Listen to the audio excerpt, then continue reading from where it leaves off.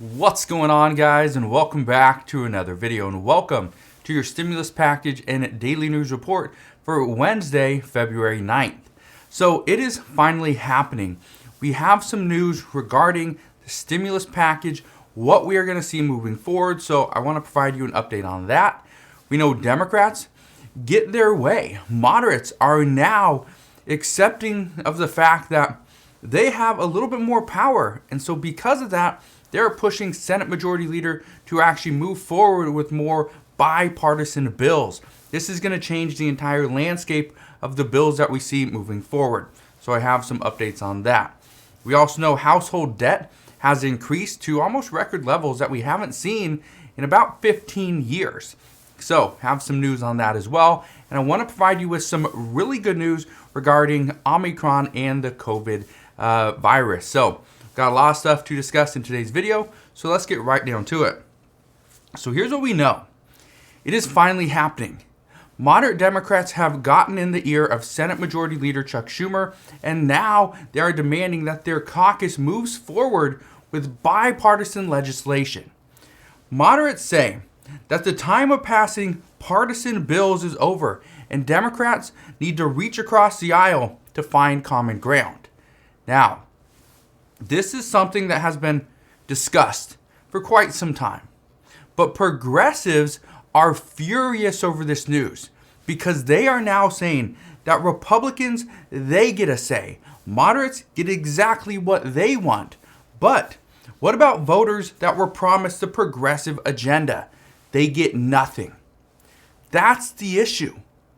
That is the big issue, that what we've seen over the past few months is that mainly just Democrats have been pushing the Biden agenda. That's fine. But the problem is they were pushing an agenda that did not have full support from their own caucus. That was the problem. So now what they are saying is pulling bipartisan bills from the entire Build Back Better agenda will only ensure that the entire agenda doesn't pass. And that, again, is another problem for progressives.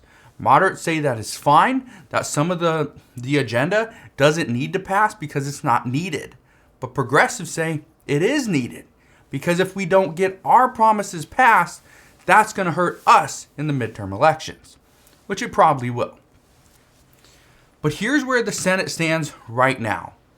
Senate Majority Leader Chuck Schumer, he plans to hold votes on legislation such as ending the use of forced arbitration clauses to avoid assault lawsuits. That's one. Second one, a bill to strengthen the nation's cybersecurity infrastructure. That's the second bill.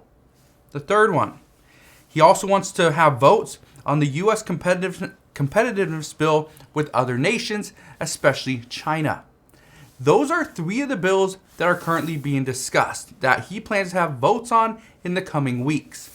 But there's a major shift coming because of all the failed legislation that Democrats have put pretty much in front of the American people, and they pretty much tried to take this vote and ram it down the throats of people that didn't support it. And they did this last month. Remember, Democrats tried to pass a filibuster reform. It failed. Democrats tried to pass a voting rights bill. That failed. And even the Build Back Better Act, that failed. What we know at this time, now the Build Back Better Act, it passed in the House, yeah. It didn't pass in the Senate. Never even got to a vote because it didn't have the support. Moderates have been saying this for weeks, that they wasted time trying to pass bills that never had the votes. And so what they are pushing for is to get bipartisan agreement. That will be the key, because then, especially in the Senate, they will have 100 people, 100 senators that can determine whether the bill passes or it doesn't. But by only having a 50-50 majority in the Senate, Democrats just can't push everything through. Now, it's going to be interesting to see what happens and what kind of bills get passed as of right now. But what we do know is there's more on the way. Just yesterday, okay, we saw that the House, they passed another bill. We also know that as of this morning, the House Administrative Committee is taking the lead on getting recommendations from leadership on how to move forward with a stock trading ban for Congress and their family and their senior staff. We know Nancy Pelosi originally, she was against the ban of trading any stocks, but according to her lately and multiple reports, she is now open to the idea if that is what House members say is necessary. So, this is still very, very early on, but here's what we do know, because we don't have an entire look or feel any really too many details of this bill. But the plan as of right now is to amend the Stock Act. It's also to change the 2012 law governing how members disclose purchases and sales of their stock. Also, members say that the Ethics in Government Act will likely be revised as well. But one thing that House members have said is that this will not be rushed. They plan on moving forward with this. They plan on having a vote eventually in 2022, but they are not going to prioritize this over the American people, especially not yet. This isn't a priority. This is something that many people want to get done because they feel that by banning lawmakers from being able to buy and sell stocks, this would actually cause them to not have an outside interest in whatever it is they're trying to pass legislation on. So, could be a good thing, but they say we're not going to prioritize it. So we'll see what happens there. Yesterday, we do know that the House passed another bill last night. This was a bipartisan reform bill to actually send $50 billion to the United States Postal Service over the next 10 years. Now, the Postal Service has been incurring losses over the past 14 straight years. One of the main reasons why is because in a 2006 piece of legislation, it mandated that it pre-fund more than $120 billion in retiree healthcare and pension liabilities. And because of this was one of the reasons why we're poised to see money run out in, I believe, 2024, if not a little bit sooner. So the Postal Reform Act, this was the first truly bipartisan bill that Congress has worked on recently, and it passed with the vote of 342 to 92. And currently, according to reports, the companion legislation in the Senate has the support of 14 Republicans at this time. So as of right now, this is looking likely to pass very, very soon. The good news is, right now, the Senate has some wins that they can potentially get under their belts, as with the House. But the only issue is, how do they prioritize all of this?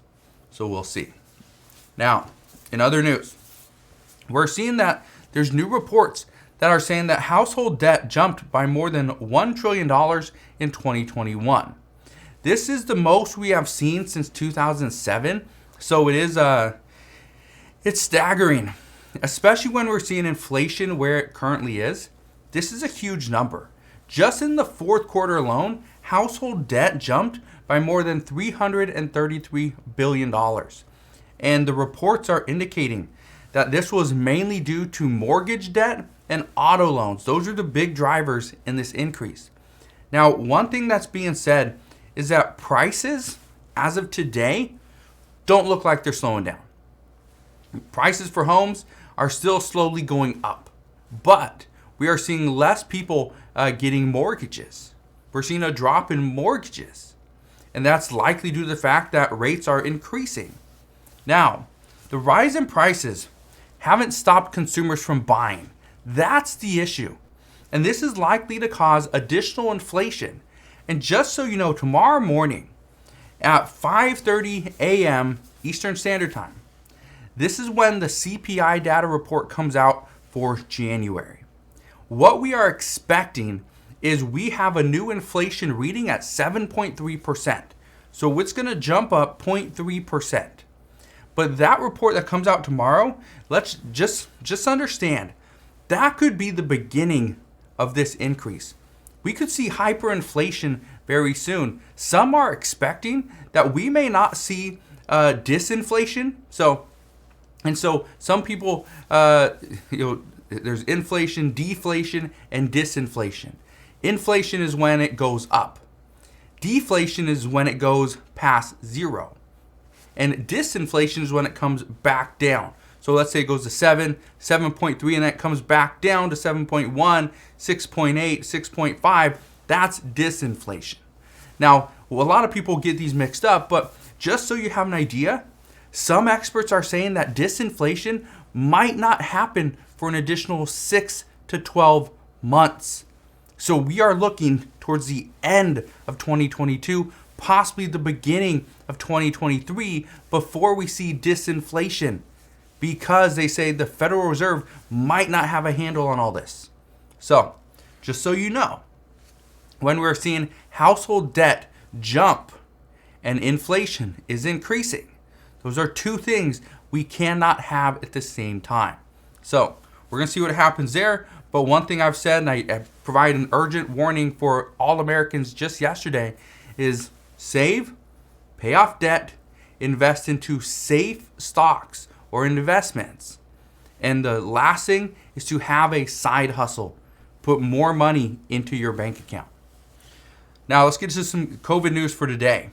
This is actually some pretty good news because Dr. Anthony Fauci, he stated that the U.S. is almost past the full-blown pandemic phase of the virus. He also said that the government's response to this disease will soon be handed down to the more local levels, and it will not be a federal level issue anymore. He also mentioned that the restrictions and mask mandates could end very soon. He also stated that booster shots would likely still be required, but every 4 to 5 years. Now here's some interesting news as well. Scientists have found that low levels of vitamin D prior to catching COVID were likely to worsen the illness. They say vitamin D actually helps bolster the immune system to tackle viruses that attack the lungs. This is exactly what COVID does. And with vitamin D, this could actually be one of the underlying conditions that has been impacting most of the entire world. But what we've seen here in the United States, this is what some experts have also brought up as well, are the warmer states like California and Florida, are those seeing less severe cases, less hospitalizations, or the hospitalization rate is lower? Is that due to the fact that it's warmer weather? We didn't know, but according to scientists now, they're saying that no, it's not the warmer weather, it's vitamin D. That is the key. So we'll see you as more reports come out, but as they do, I promise I will bring you the latest news and updates. I just want to thank you guys for watching. Have a wonderful rest of your day. Consider subscribing, and I'll see you guys on the next one.